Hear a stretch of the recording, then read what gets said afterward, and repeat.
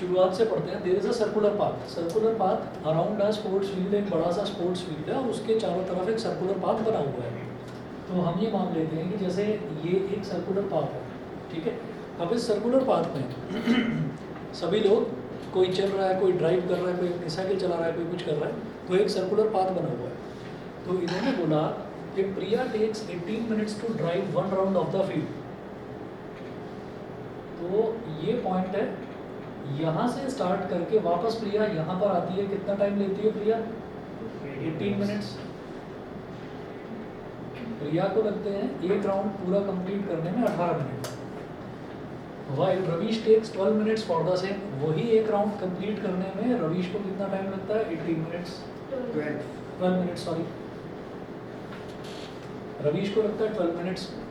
अब वो बोलते हैं कि suppose they both start at the same point. हमने माना कि दोनों, प्रिया भी इसी पॉइंट से स्टार्ट करती है और रवीश भी इसी पॉइंट से स्टार्ट करता है।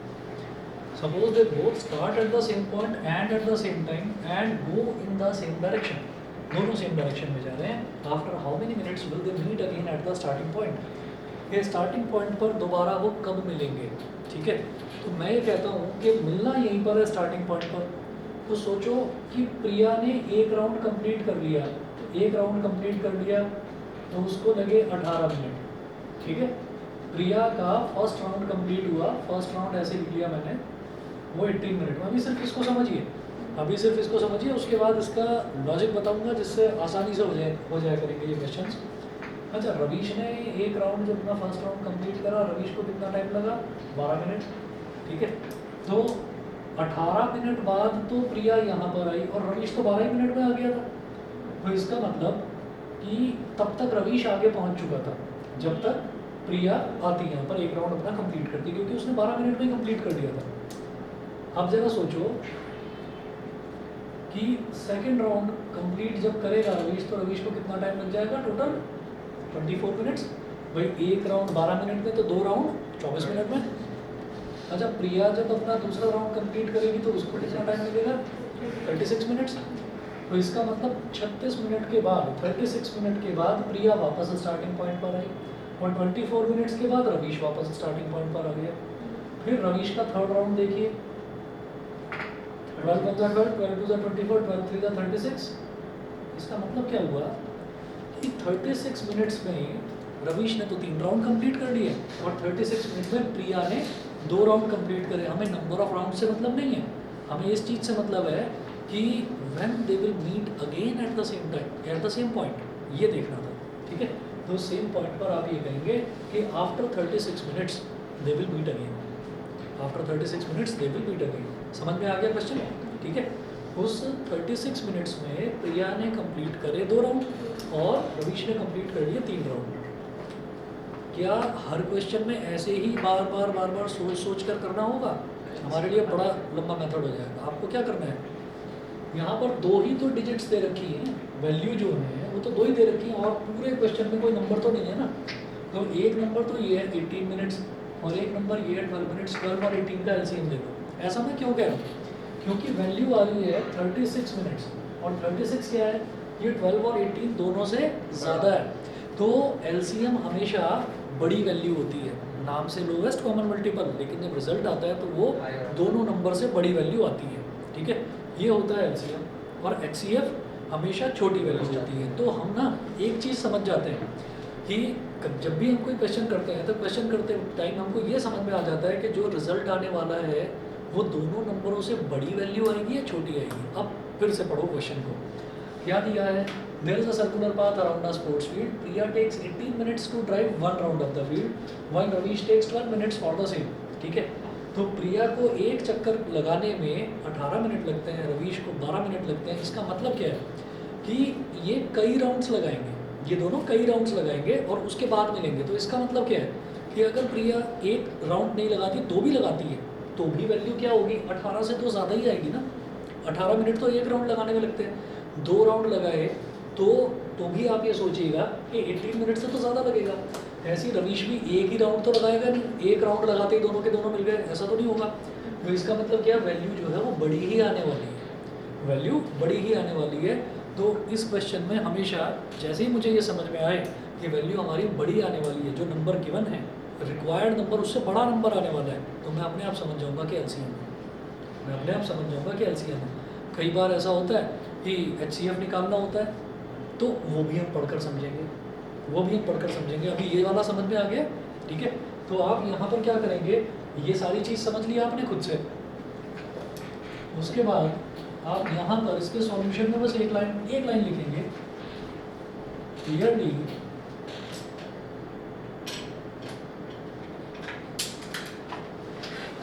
we will have to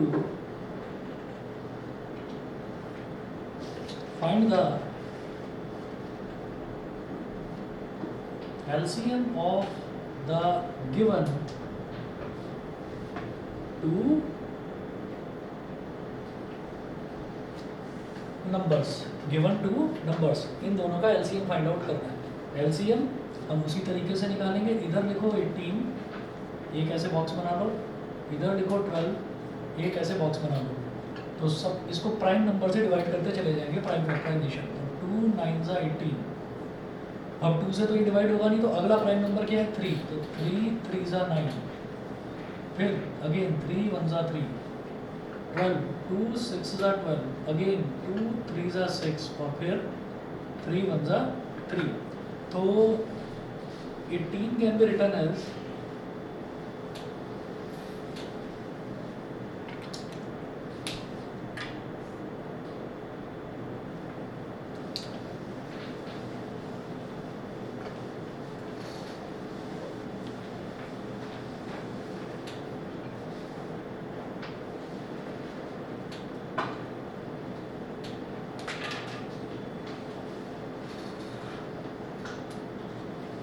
mention करिएगा 18 क्या हो गया 2 की पावर 1 और 3 की पावर 2, 3 की पावर 2, और 12 क्या हो गया 2 की पावर 2 और 3 की power 1।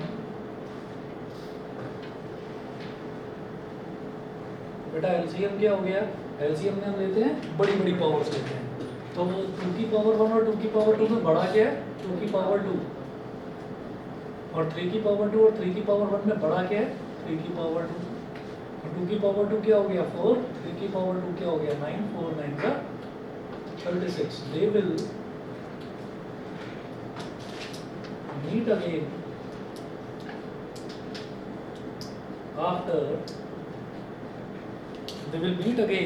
after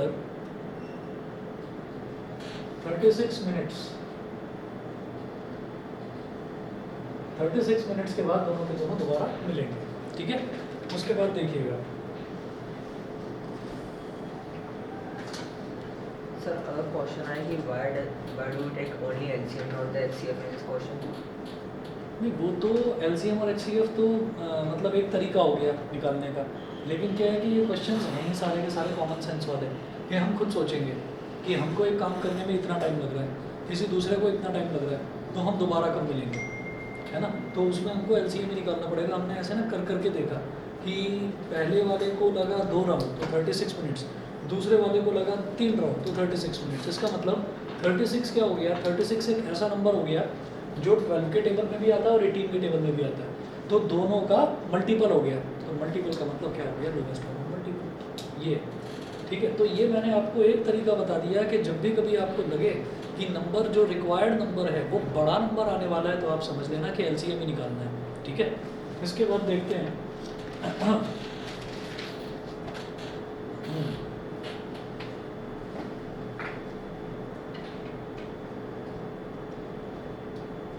in a seminar, seminar समझते हैं। अभी एग्जांपल आगे पीछे करके करवा रहा हूँ आपको। ये एग्जांपल नंबर 5 था, अब मैं करवा रहा हूँ एग्जांपल नंबर 8। 6 और 7 अभी करवाऊंगा, पहले 8 करेंगे। एग्जांपल नंबर 8 नोट करिए, ठीक है। जो ये हैं ये थोड़े से क्वेश्चंस लेंदी हैं, तो क्वेश्चंस थोड़ा पेशेंस के साथ नोट करो, समझने में आसान लगेंगे। एग्जांपल 8 है in a seminar the number of participants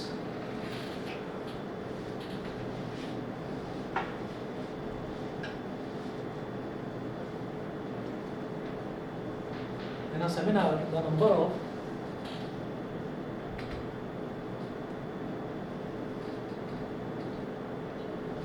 in a seminar seminar, the number of participants in Hindi, English and mathematics are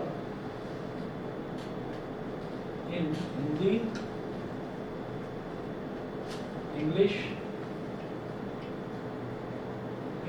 English and mathematics are, या मैथ्स लिख लो शॉर्ट में बस, Hindi, English and maths are 60, 84 and 108 respectively. 60, 84 and 108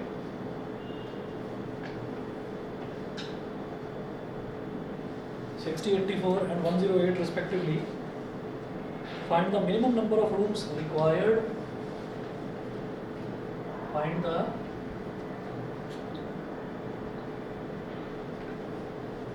minimum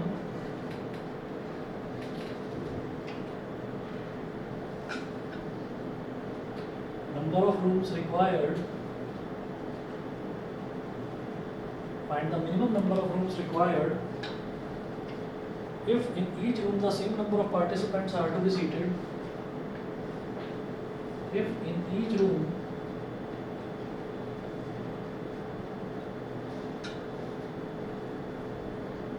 the same number of participants are to be seated. Same number of participants are to be seated. The same number of participants are to be seated, and all of them being in the same subject.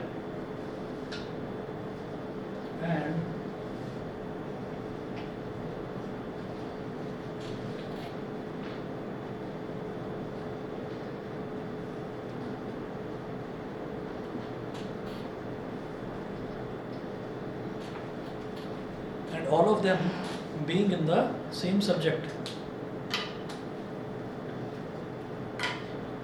देखिए seminar का मतलब क्या होता है, जैसे seminar का मतलब ये होता है कि जैसे मान लीजिए कोई एक टॉपिक दे दिया जाए, जैसे आप 10th क्लास के स्टूडेंट्स हैं, आप मैथ्स भी पढ़ते हैं, साइंस भी पढ़ते हैं, इंग्लिश भी पढ़ते हैं, हिंदी भी पढ़ते हैं, तो उन्होंने बोला कि हिंदी, इंग्लिश और मैथ्स इस ये जो 3 सब्जेक्ट्स हैं इनका सेमिनार है।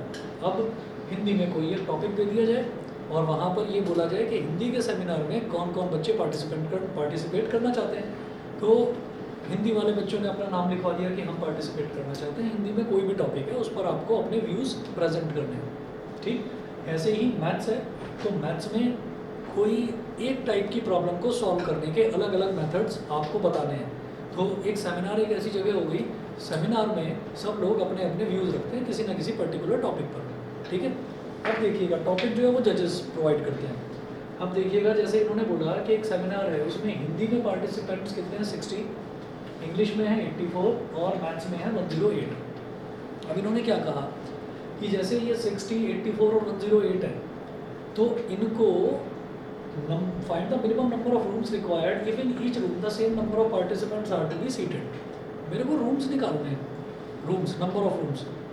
ऐसा तो होगा नहीं कि एक रूम में जैसे मान लीजिए 60 बच्चे हैं, तो ऐसा तो है नहीं कि हर बच्चे को एक एक रूम में बिठा दिया जाए। 60 कमरे, 60 कमरे कहाँ तक पॉसिबल है।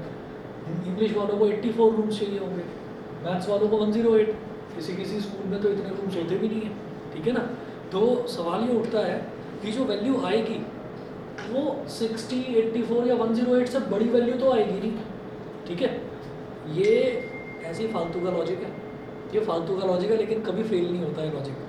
ठीक है ना, ये तब बता रहा हूँ जब क्वेश्चन ऐसा आ जाए कि दिमाग ही काम करना बंद कर दे कि नहीं मेरे को समझ में नहीं आ रहा, इसमें LCM होगा या HCF होगा, तो ये जो फालतू का लॉजिक है ये कभी फेल नहीं होगा। आप खुद से सोचो कि नंबर ऑफ रूम्स पूछ रहे हैं, तो नंबर ऑफ रूम्स यार 108 से ज़्यादा तो रूम्स होंगे नहीं, रूम्स तो कम ही होंगे। क्यों, मान लो ये 60 स्टूडेंट्स हैं, ठीक है, ये हिंदी में पार्टिसिपेट कर रहे हैं, तो क्या करेंगे हम 6-6 बच्चों को भी अगर हमने एक एक रूम में बिठा दिया तो 10 कमरे ही तो चाहिए, तो वो 10 क्या हो गया, वो 60 से कम ही तो हुआ।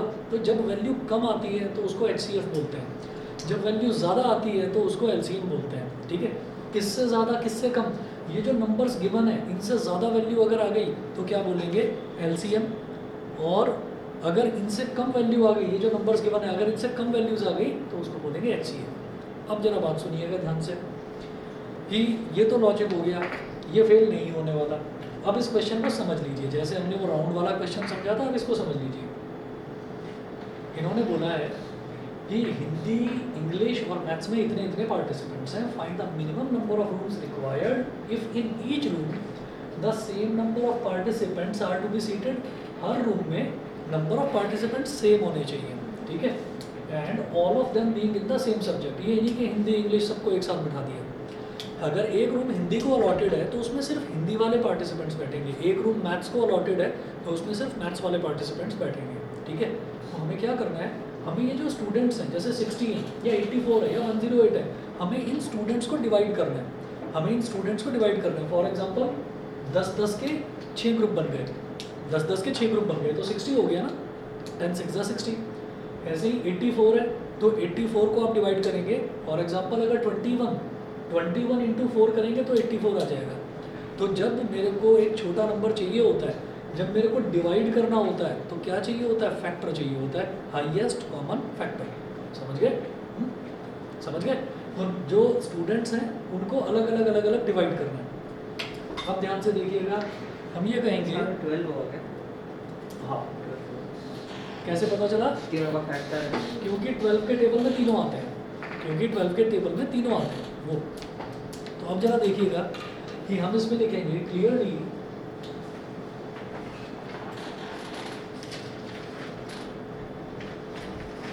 पहले ये करेंगे, उसके बाद एक मामूली सा ट्विस्ट भी है इस क्वेश्चन में, ठीक है। जो एमसी इसमें मैं आपको करवा रहा हूँ वो लेवल 2 का क्वेश्चन करवा रहा हूँ, तो लेवल 2 के थोड़े स्टैंडर्ड वाले क्वेश्चन हैं।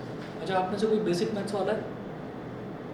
सबने स्टैंडर्ड ही लिया ना, ठीक है। चलिए, बाकी तो फॉर्म भरा जाएगा बीच में भी। आजकल क्या होता है, 9th में ही फॉर्म भरवा देते हैं। आप लोगों से भरवाया था क्या? नहीं, चलो ठीक है। अच्छा, बेसिक और स्टैंडर्ड का पता है ना डिफरेंस? नहीं पता? आगे नहीं होती वो। चलिए मैं बताता हूँ। जिन बच्चों को आगे मतलब 10th क्लास के बाद जिन बच्चों को physics chemistry maths, science side में जो फिजिक्स केमिस्ट्री मैथ्स वाली पर्टिकुलर स्ट्रीम है वो लेनी होती है, तो उनके लिए स्टैंडर्ड मैथ्स लेना ज़रूरी है। लेकिन उसके अलावा अगर किसी को फिजिक्स केमिस्ट्री बायो लेनी है या कॉमर्स साइड में जाना है या फिर ह्यूमैनिटीज़ में जाना है तो वो बेसिक मैथ्स ले लें। बेसिक मैथ्स में क्या होता है, बेसिक मैथ्स में बहुत मतलब जो क्वेश्चंस का लेवल है वो थोड़ा आसान होता है। तो एक तो 10th में थोड़ा सा आपका स्कोर सुधर जाता है।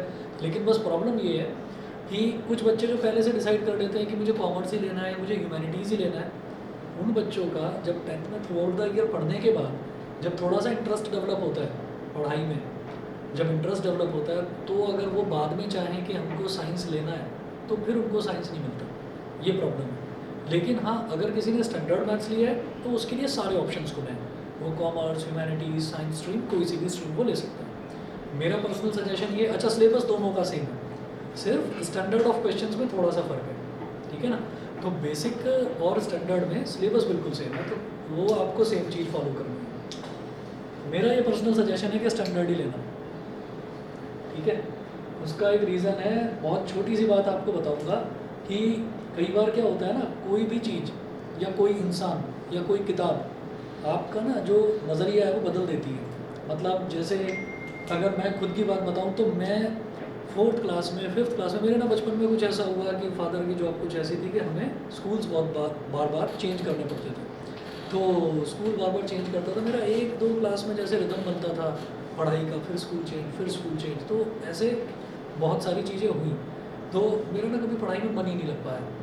4th क्लास तक भी, 5th क्लास में जब थोड़ी सी अकल आनी शुरू होती है और हम डिबेट करने लगते हैं अपने पेरेंट्स से, और 7th में पहुंचते हैं, 8th में पहुंचते हैं, तब हमको ये लगने लगता है कि हमसे ज़्यादा समझदार कोई नहीं है, मम्मी पापा को क्या पता।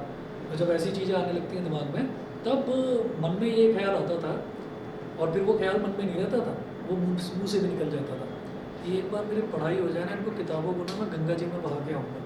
ऐसी फीलिंग्स मन में आती थी, ठीक है। नदी का मतलब बस गंगा जी, और कुछ पता ही नहीं था, ठीक। तो ये फीलिंग्स मन में आती थी, और उसका रीज़न ये भी था कि टीचर्स इतने खतरनाक मिले थे, ऐसे टीचर्स मिले थे। एक तो टीचर्स के साथ में एक बॉन्ड जो बनता है ना, वो बॉन्ड नहीं बन पाता था। एक से बना, पता चला स्कूल चेंज हो गया, ठीक।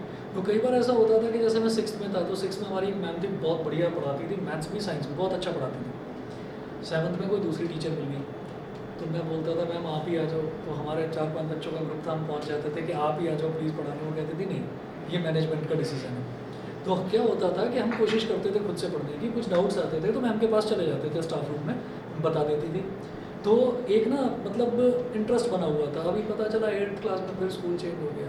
अब नए नए टीचर हैं, अब उनसे अगर कुछ पूछ लिया कि नहीं है समझ अच्छा नहीं आया, तो वो देख लिया इस तरीके से कि नहीं नहीं आ गया, तो खुद को इतना डर लगा कि नहीं सही कह रहे हैं आप। तो वो चीज़ थी। तो क्या होता है कि ये जो 11th स्टैंडर्ड था, जब मैं 11th में था, तो 11th स्टैंडर्ड तक भी मैं अपने निश्चय पर अडिग कि मुझे हटना नहीं है अपनी जगह से, पढ़ाई एक बार पूरी हो जाए किताबों को फेंक के आना, मेरे को पढ़ना ही नहीं है। 12th क्लास में एक सर मिल गए थे, आज भी मानता हूँ मैं उनको, उनसे बढ़िया कोई टीचर नहीं था, संजीव अग्रवाल सर। मैं मेरठ में था, मेरठ पब्लिक स्कूल के, आज वो प्रिंसिपल हैं, पहले मैथ्स पढ़ाते थे। वो ऐसे गजब के टीचर मिले थे कि उन्होंने मतलब सोते हुए बच्चों के अंदर जान डाल दी थी। मतलब आप समझ लीजिए कि एक तो पिटाई बहुत करते थे, दूसरा हर बच्चे की पॉकेट चेक होती थी आते कि वो क्लास में आएगा तो पॉकेट में यहाँ पर जो ऊपर वाली पॉकेट है इसमें एक छोटी डायरी होनी चाहिए। उस छोटी डायरी में सबसे पहले तो 1 से लेकर 25 तक के टेबल, फिर सारे फॉर्मूले, और फिर जो फॉर्मूले थे वो फॉर्मूले कभी भी किसी भी बच्चे से स्पॉन्टेनियसली पूछते थे। तो हम सब बच्चों में ना होड़ लगी रहती थी कि एक दूसरे से बेटर अपने आप को प्रूव करना है सर की नज़र में, क्योंकि अगर आपने सर को इम्प्रेस कर दिया तो पूरी क्लास के सामने वो तारीफ ऐसी करते थे कि बच्चा खुश हो जाता था कि आज तो मेरा दिन बन गया, ठीक है। तो और कोई अगर मतलब अगर गिर गया नज़रों से तो वो पिटता भी बहुत बुरी तरह से था, एक कान को घुमाकर और दूसरे गाल पर थप्पड़ लगते थे खूब। तो उन्होंने हमारा ना एक ऐसा, और सिर्फ मैं नहीं बता, सिर्फ मैं अपना नहीं बता रहा हूँ, हमारा पूरा सेक्शन नालायकों का सेक्शन था, तो हमारे पूरे सेक्शन का ऐसा उन्होंने बिल्कुल सोचने का नज़रिया बदल दिया। वो हर चीज़ का जवाब होता था उनके पास, के जवाब जैसे एक मन में बड़ा ख्याल आता है, सर ये ट्रिग्नोमेट्री हम पढ़ क्यों रहे हैं, ये रियल नंबर हम पढ़ क्यों रहे हैं, ये है क्या, इसका लाइफ में कुछ इस्तेमाल है, मैं तो ये बनना चाहता हूँ। तो वो हर चीज़ से कोरिलेट करके बताते थे, और जो उन्होंने बताया आज तक भी उनकी बताई हुई कोई चीज़ गलत नहीं हुई। जैसे होता है ना बच्चों को बहलाने फुसलाने के लिए झूठ सच बोल दिया कुछ भी, है ना, कि ये फ़ोटो खींच के बेटा कबूतर निकलेगा इसमें से, इसकी तरफ को देख ले, है ना, तो वो झूठी सच्ची बात नहीं, सही बात बताई कि ये इसलिए होता है, और वो सारी बातें उनकी सब ट्रुथ थी। तो आज भी मतलब फॉलोअर्स ज़बरदस्त हैं उनके, तो इसलिए कभी कहा नहीं जा सकता। अच्छा ये तो मैं टीचर की बात बता रहा हूँ, कई बार हो सकता है आपके मदर फादर वो आपको बहुत ज़्यादा इंस्पायर कर जाएँ, कोई बड़ा भाई कोई बड़ी बहन आपको इंस्पायर कर जाए, तो कब कब एक इंस्पिरेशन जो है वो लाइफ में टर्निंग पॉइंट लेकर आ जाता है हम कह नहीं सकते। तो इसलिए जो बेस्ट चीज़ है ना, बेस्ट चीज़ को पकड़ कर चलिए, और इसमें जो बेसिक और स्टैंडर्ड ऑप्ट करना होगा मेरे हिसाब से स्टैंडर्ड ले लेना, ठीक है। जब 11th में पहुँचेंगे तब आपके पास ऑप्शन होगा, फिजिक्स केमिस्ट्री मैथ्स लेना है तो वो ले लो, और उसके अलावा कोई भी सब्जेक्ट लेना है तो वो ले लो।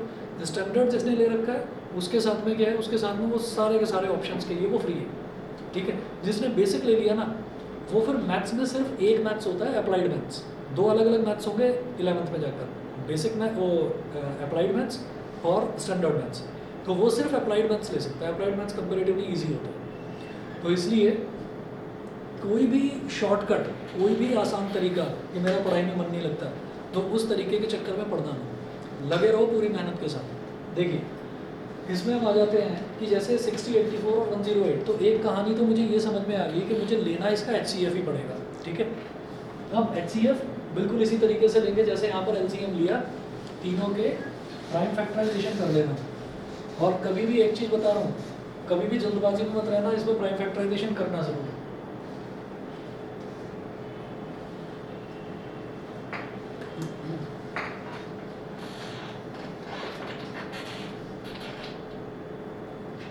क्योंकि जल्दबाजी में ना कई बार बच्चे 4 और 6 का LCM 24 भी बता देते हैं, 4 और 6 का LCM कई बार 24 भी बता देते हैं। होता क्या है,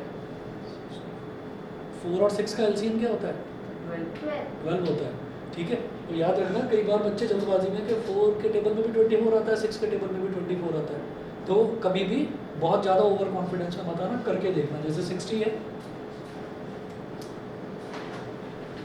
तो 215 का, अब अगला प्राइम नंबर क्या है, अगला प्राइम नंबर 3 है, क्योंकि 2 के टेबल में ये नहीं आता, तो 3 5 का 15 13 होगा 16 को काट अच्छा दो। 230 का, फिर 215 का, और फिर 3 5 का, और फिर 5 1 का, 84 242 का, 2 21 जा, फिर 3 7 जा और 7 1 जा, फिर 108 108 2 5 जा 54 हो गया, फिर 2 27 जा हो गया, फिर 3 9 जा हो गया, फिर 3 3 जा हो गया और 3 1 जा। यहाँ से आप लिखेंगे 60 को 2 की पावर 2 मल्टीप्लाइड बाई 3 की पावर 1 मल्टीप्लाइड बाई 5 की पावर 1, उसके बाद 84 में 2 की पावर 2 3 की पावर 1, और जैसे ये 7 है ना तो मुझे 5 के नीचे 5 ही चाहिए, तो 5 तो इसमें आ नहीं रहा इसके प्राइम फैक्टर्स में, तो मैं क्या लिखूंगा 5 की पावर 0, ये लिख लिया। 7 है तो क्या लिखेंगे 7 की पावर 1, 7 एक ही बार है तो 7 की पावर 1, 5 इसमें नहीं आ रहा है तो 5 की पावर 0, ठीक है। और ऐसे ही हम ऊपर वाले को भी मैच करेंगे क्योंकि ऊपर वाले में 7 नहीं था, तो इसको लिखेंगे 7 की पावर 0। अब नोट करें 108 के प्राइम फैक्टर्स, तो 2 की पावर 2 मल्टीप्लाइड बाई 3 की पावर हाउ मच 3, और बेटा 5 और 7 दोनों ही इसमें नहीं है, तो क्या लिखूंगा 5 की पावर 0 7 की पावर 0, ठीक है। अब आप ये देखिएगा कि इसमें मुझे क्या करना है, here we have to find out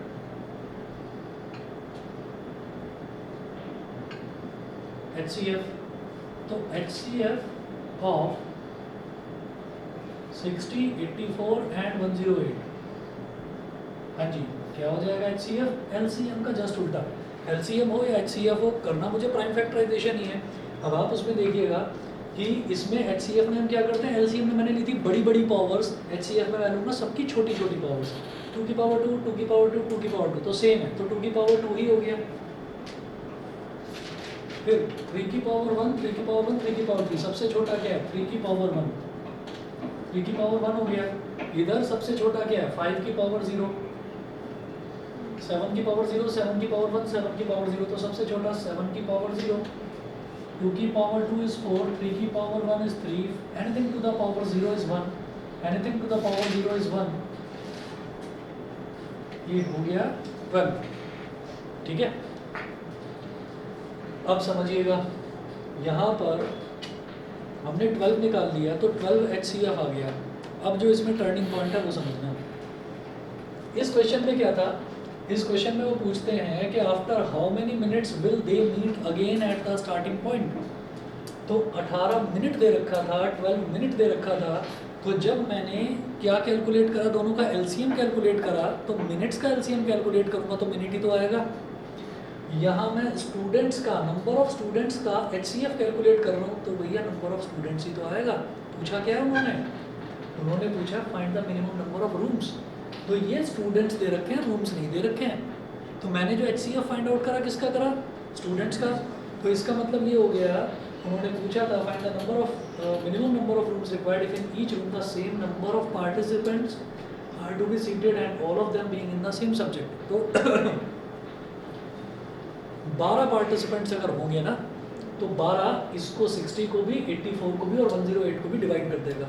तो आप ये बताओ कॉमन सेंस से बताओ कि फिर हिंदी में एक मतलब हमने 60 को 12-12 के ग्रुप्स में डिवाइड कर दिया तो हिंदी के लिए कितने रूम्स चाहिए, 5, 12 5 जा 60, ठीक है। और इसके लिए इंग्लिश के लिए 12 7 जा 84, ठीक है। तो इसका मतलब मुझे क्या करना है, इसका मतलब ये चीज़ समझकर मैं इनको डिवाइड करूंगा और डिवाइड करके फिर मेरे को रूम्स पता चल जाएंगे। समझ में आ गया, ठीक है। तो लॉजिक अपना वही कि सबसे पहले ये सोचेंगे कि जो चीज़ आने वाली है वो बड़ी आएगी या छोटी आएगी। छोटी आएगी तो HCF है, ठीक है। और उसके बाद आप ये देखेंगे कि आपने HCF लिया किसका, आपने लिया नंबर ऑफ पार्टिसिपेंट्स का। तो पार्टिसिपेंट्स ही तो आए, रूम कैसे निकालोगे, डिवाइड करके, ठीक है। बेटा ऑनलाइन वाले बच्चे बताएं समझ में आ रहे हैं कि नहीं? Yes sir. ठीक है, हाँ करो करो फटाफट लिखिए number of rooms required for Hindi.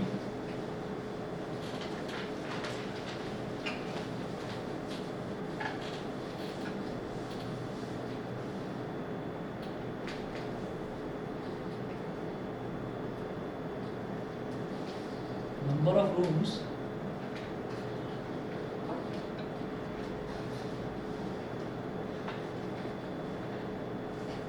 required for Hindi, number of rooms required for Hindi, तो 60/12, तो 12 5 जा 60, ये हो गया 5। ऐसे ही number of rooms required for English,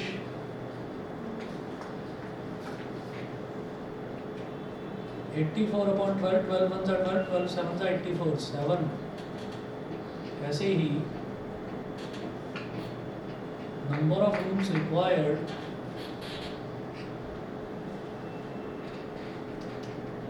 for maths,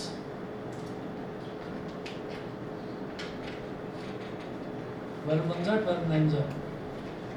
तो क्या पूछा उन्होंने बोला कि मिनिमम नंबर ऑफ रूम्स चाहिए मेरे को, ठीक। उन्होंने तो नहीं बोला कि सेपरेटली निकालने हैं, सेपरेटली भी हमने निकाल दिए। आप लिखेंगे therefore minimum number of rooms required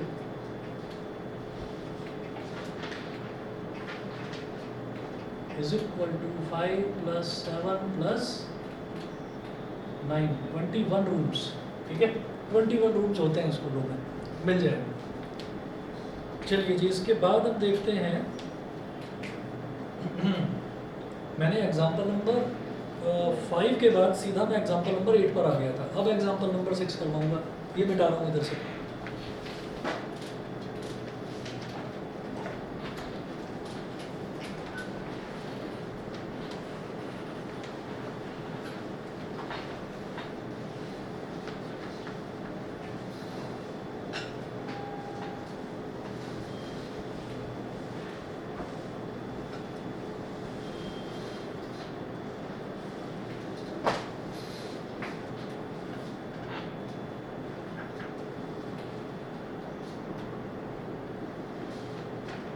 Example 6.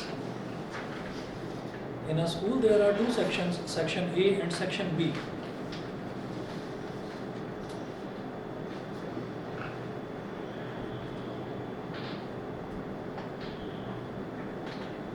In a school there are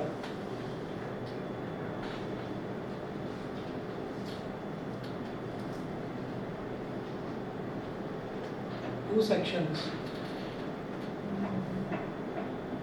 section A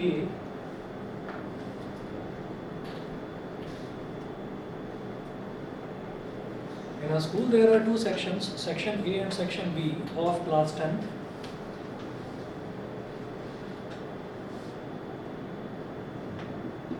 Full stop. There are 32 students in section A.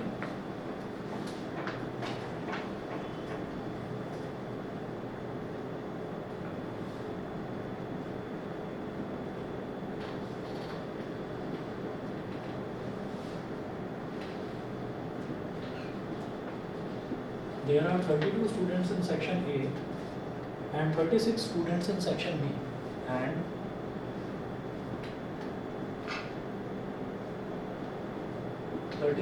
students in section B. Full stop. Determine the minimum number of books required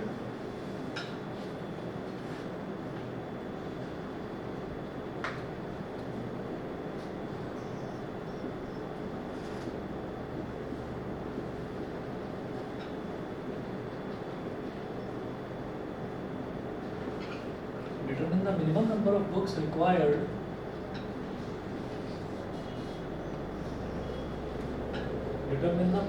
of books required for their class library so that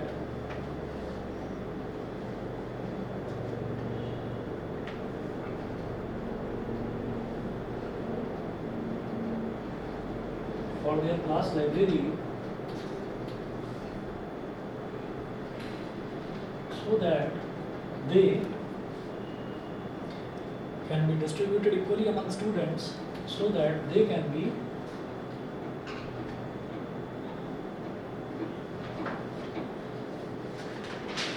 distributed equally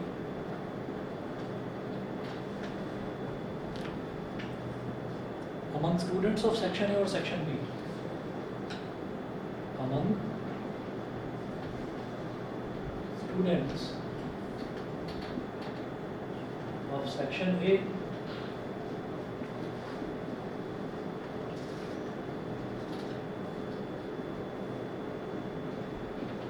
और section B. फिर से सोचिएगा, उन्होंने बोला in a school, question complete हो गया। In a school there are two sections, section A and section B of class 10। एक school में सेक्शन ए और सेक्शन बी दो सेक्शंस हैं क्लास 10 के। There are 32 students in section A, section A में 32 students हैं, सेक्शन बी में 36 students हैं। Determine the minimum number of books required for their class library so that they can be distributed equally among students of section A और section B. ठीक है, determine the minimum number of books. तो आप एक चीज़ समझिएगा, वो बोल रहे हैं 32 स्टूडेंट्स हैं, तो 32 स्टूडेंट्स का मतलब क्या हुआ कि अगर एक स्टूडेंट को एक एक बुक भी दे दी जाए सेक्शन ए वाले को, अगर एक एक बुक दे दी जाए तो लाइब्रेरी में 32 बुक्स चाहिए फिर। लेकिन सेक्शन बी में 36 स्टूडेंट्स हैं, अगर इनको एक एक बुक दे दी जाए तो फिर 36 बुक चाहिए। समझ गए, अगर इनको एक एक बुक दे दी जाए।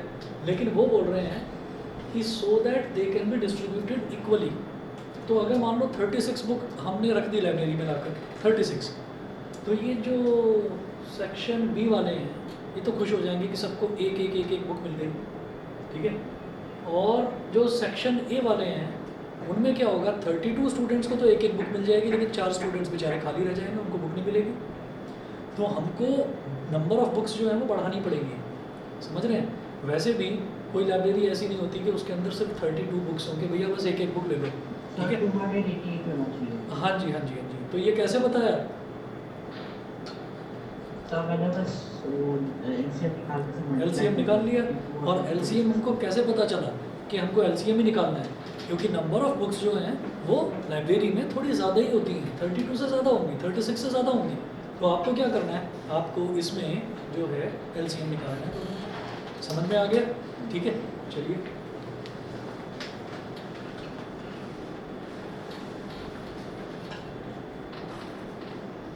we will have to find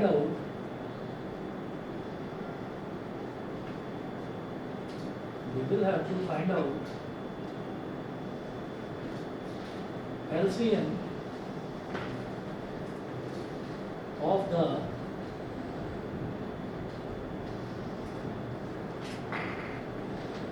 two numbers here। दो नंबर क्या है, 32 और 36, दोनों का एलसीएम फाइंड आउट करना है। तो 32 का प्राइम फैक्टराइजेशन 2 16 2 8 2 4 2 2 और 2 1। तो ये तो 32 हो गया, 32 का प्राइम फैक्टराइजेशन। ऐसे ही 36 का 2 18 2 9 3 3 और 3 1। ठीक है, दोनों का एचसीएफ निकालना है। तो पहले इनके प्राइम फैक्टराइजेशन लिखेंगे जैसे पहले वाले क्वेश्चन में लिखा था।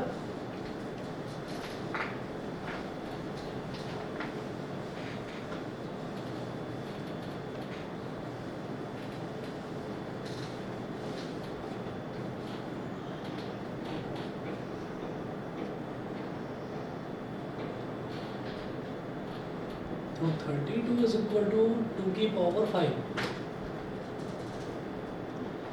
और 36 इज इक्वल टू 2 की पावर 2 मल्टीप्लाइड बाई 3 की पावर 3। अब इधर 3 की पावर कुछ भी नहीं है, तो इधर लिखेंगे 3 की पावर 0। ठीक है, सही है? 2 की पावर 2, ये समझा नहीं? 3 की पावर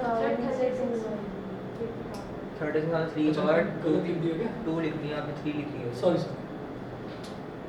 2 लिखना है ना, हाँ सही है। 2 18 2 9 3 3 3। ठीक, तो यहाँ पर एलसीएम क्या आ जाएगा, आप देखिएगा कि एलसीएम में बड़ी बड़ी पावर लेते हैं। तो 2 की पावर 5 और 3 की पावर 0 और 3 की पावर 2 में बड़ा क्या है, 3 की पावर 2। तो 32 मल्टीप्लाइड बाई 9, 9 2 ज़ा 18 9 3 27 और 1 28, ठीक है।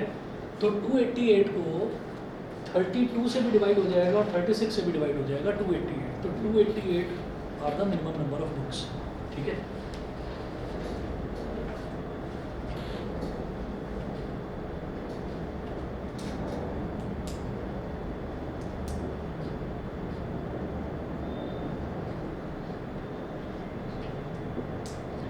इतनी हमको बुक्स चाहिए, ठीक। इसमें किसी को ये डाउट तो नहीं हो रहा कि नहीं तो 288 तो अपने एलसीएम स्टूडेंट्स का निकाला है, तो ये बुक्स कैसे हो गई? समझ रहे हैं? अगर हो रहा है किसी को तो समझिएगा। हम ये कहेंगे कि जो 288 हमने नंबर निकाला है वो नंबर क्या है कि 32 से भी डिवाइड होता है और 36 से भी डिवाइड होता है। तो ये एक पूरा प्रॉपर नंबर हो गया 288। इसको मैं 32 से अगर डिवाइड कर दूंगा तो कितना आएगा? 9 आ जाएगा। इसका मतलब हर स्टूडेंट के पास 9999 बुक्स आएंगी, हर स्टूडेंट के पास। तो वो पूछ रहे हैं टोटल बुक्स कितनी चाहिए, तो टोटल बुक्स 288 तो चाहिए। ऐसी 36 है तो 36 से डिवाइड करेंगे, तो 36 से डिवाइड करेंगे तो कितना आ जाएगा? 36 से कितना आ जाएगा डिवाइड करेंगे तो 8 6 36 से डिवाइड करेंगे तो 8 6 8 3 24 और 4 288 आ जाएगा, ठीक है। तो बुक्स हमारी 288 हो गई। बताइए क्लियर? ठीक है। अच्छा, इसके बाद अब आप देखेंगे एग्जाम्पल नंबर 9। ये मैं आपको लिखवाता हूँ और ये आप करके लाएंगे, और इसके अलावा भी कुछ क्वेश्चंस हैं वो मैं भेजूंगा आपको। 7 ऐसे ही पढ़ दूँ, समझ में आ जाएगा। On a morning walk, 3 persons step off together and their steps measure 40 centimeter। चलो 7 करते हैं पहले 7 करते हैं। एग्जाम्पल नंबर 7 देखिएगा। एग्जाम्पल 7 फिर मैं करूँ और एग्जाम्पल 9 का फोटो आपको भेजूंगा, आप समझ के करके आइएगा। On a morning walk,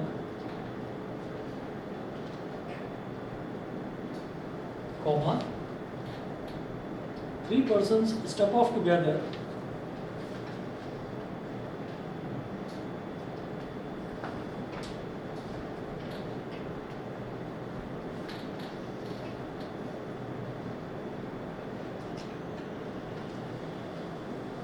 on a morning walk, 3 persons step off together and their steps measure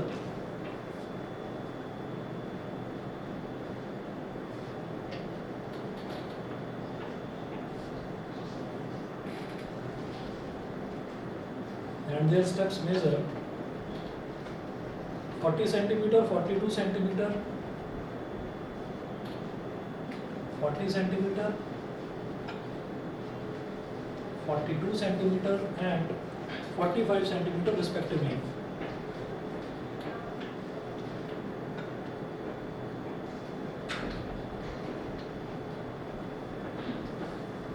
Full stop. What is the minimum distance each should walk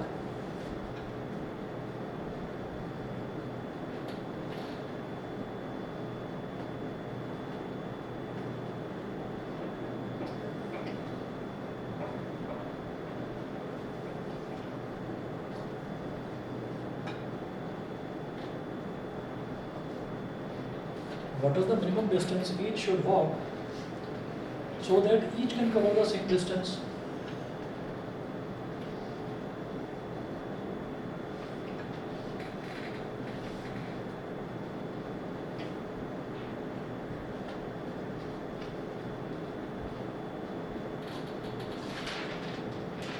So that each can cover the same distance and complete steps and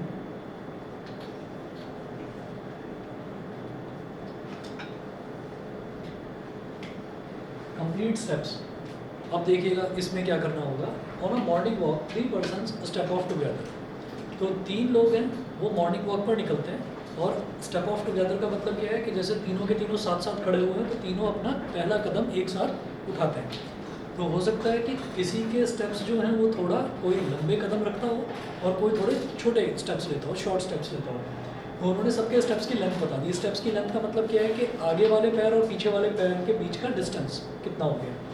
तो वो बोल रहे हैं कि पहला person जो steps लेता है, तो पहला जो पर्सन लेता है स्टेप, उसमें उसके स्टेप्स का मतलब उसका स्टेप साइज़ कितना है 40 सेंटीमीटर, दूसरे वाले का स्टेप साइज़ 42 सेंटीमीटर और तीसरे वाले का 45 सेंटीमीटर। वो होता क्या है, वो पूछ रहे हैं what is the minimum distance each should walk so that each can cover the same distance and complete steps. तो हम ये कहेंगे कि 40 सेंटीमीटर उसका एक स्टेप है, तो दो स्टेप कितने हो गए 80 सेंटीमीटर, तीन स्टेप कितने हो गए 120 सेंटीमीटर। तो ऐसा तो नहीं होगा कि वो आधा स्टेप ले ले या 3/4 स्टेप ले ले, पूरे कंप्लीट स्टेप्स ही लेगा। तो कंप्लीट स्टेप्स लेगा तो 40 से ज़्यादा ही आएगी वैल्यू। ये भी अपना 1 2 3 4 कुछ स्टेप्स तो लेगा, तो इसकी भी 42 से ज़्यादा वैल्यू आएगी, इसकी भी 45 से ज़्यादा वैल्यू आएगी। तो जब 3 नंबर दे रखे हैं और वैल्यू उनसे ज़्यादा आएगी, ऐसा हम समझ पा रहे हैं, जब वो चलेंगे तो उससे वैल्यू ज़्यादा ही आएगी। तो हमें क्या लेना होगा, HCF या LCM? LCM। क्यों? जब भी बड़ी वैल्यू निकालनी होती है तो हमें LCM चाहिए होता है। ठीक है, तो आप 40, 42 और 45 सेंटीमीटर का LCM लेंगे। ठीक है, और एक क्वेश्चन और होगा, वो मैं आपको, बल्कि 2 या 3 क्वेश्चन और हैं, तो मैं आपको फोटो भेज दूँगा। Please confirm its answer. It's 2520. 2520 centimetre. एक ये चीज़ है, और दूसरा इसी क्वेश्चन में ये भी पूछा जा सकता था कि आप स्टेप्स बताइए कि किसने कितने स्टेप्स लिए। तो 2520 को 40 से डिवाइड कर देंगे, 42 से डिवाइड कर देंगे, 45 से, ऐसे। ठीक है, थैंक यू सर। ओके, ठीक है सर।